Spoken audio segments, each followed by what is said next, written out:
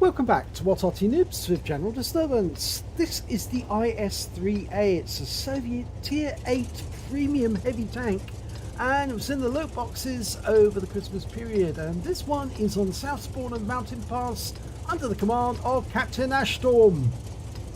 Now, it is basically similar to the IS-3. A few differences, and we'll go through those as this game plays out. Okay, the game started. Now, the IS-3A has an auto-reloader system, and it loads faster than standard IS-3, so it's got a better GPM, better fire rate, and also a better shell velocity because it's using standard APCR as standard ammo, so it's got a much better chance of penning any target. Same 122mm gun, the V25TA, with 390 alpha. So it's got considerable power, but it has lost out in some respects. It's got much less engine power than the standard IS-3, so it's slower, it's sluggish, it's poorer in gun handling, it's got much higher dispersion, and that results in, well, worse handling overall. It's still okay if it gets into a clinch, and we've got a target. Oh, lovely one into the object 430, and that one just tracked him, but that one went through. 433, so we've had two decent shots there. Both were high rolls, just the one that went into the tracks that didn't do any damage, and that one did. 379 low roll. He's a one shot now, and he's dead. Right, we've got an IS ahead of us, and an IS-3. Now, actually the challenges ahead of us, they're up on top of the bridge road. So it's just that IS-3 that we've got to get rid of now. And we've reloaded one shell, reloaded the second, and T-54 Mod 1 comes up, gives us a nudge. He's very low on hit points. He won't survive a single shot from that IS-3 ahead. What he needs to do is let Captain Ashstorm go ahead of him and deal with that monster. Get rid of him quickly. In a clinch, the IS-3A does have an advantage over standard IS-3. But if they're moving and running away from each other, that's a high roll. And another high roll. And a third, and the Oni is down. That's the first kill. And we haven't dealt with the IS-3 yet. Okay, now we've loaded one, and the IS-3 was killed by the 45 TP, and we're moving.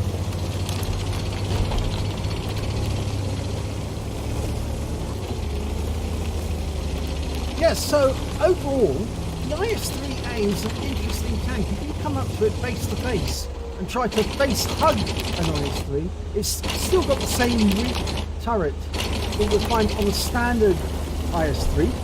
But, and of course you can penetrate the roof or the cupola, no problem at all. But the problem really with this tank is that it can pump out so much damage so quickly. And that's where you come a cropper. If you try to face hug this thing, you are going to come off worse. Unless, of course, you've got a much better tank. Well, Captain Ashstorm is making his way towards the enemy cap, and we're now pressuring the enemy on all fronts. And it looks like we're not going to find any opposition except up on the plateau. The T-54's found one of them.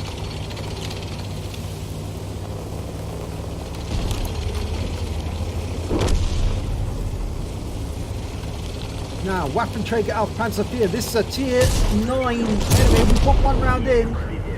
Still got two to go, and we get the second one in. And he gets the third kill. Now, reloading. You can see reload time for the first shell, 11.25 seconds. The second shell for 3 seconds. Oh no, it's not 3 seconds per shot, sorry. And we'll take a round from the M53-55, tier 9 Arty. And I think he's going to round kill him. The M53-55's got a long reload. Yep, got the round kill.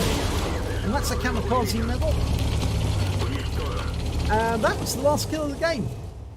So, pretty good round there, and I think Captain Ashtorm is enjoying this tank at last. Let's have a look at the end of battle stats. It's a first-class tanker for Captain Ashtorm in the IS-3A.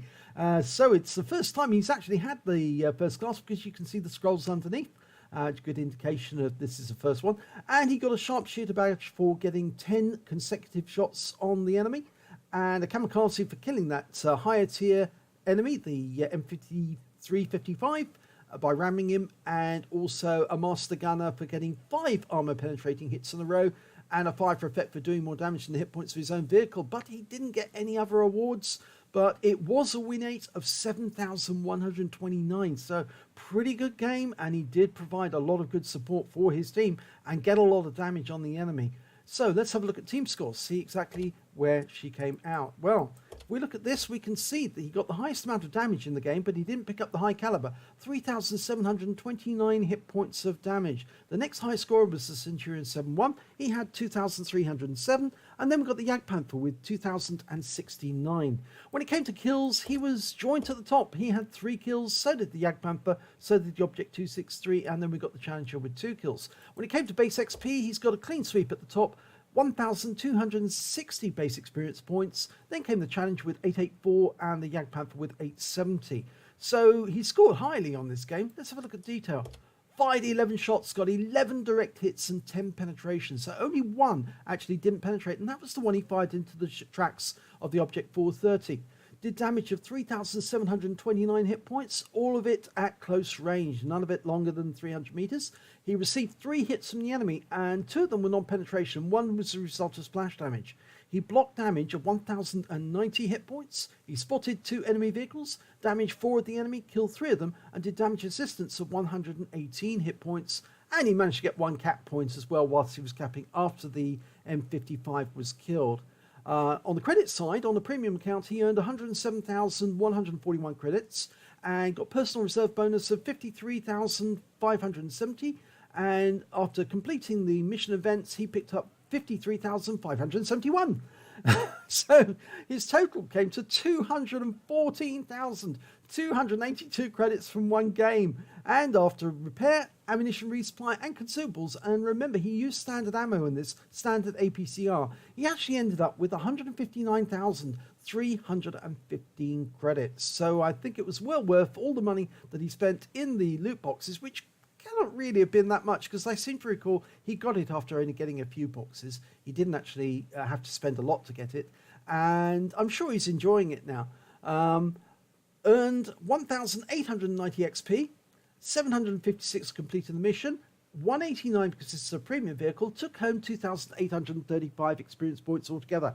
So the IS-3A, is it a good tank or not? Well, yeah, technically it is. If you're in a clinch in a battle, this is the sort of tank you really want to have. It's got all the advantages of the auto reloader, the speed, the DPM.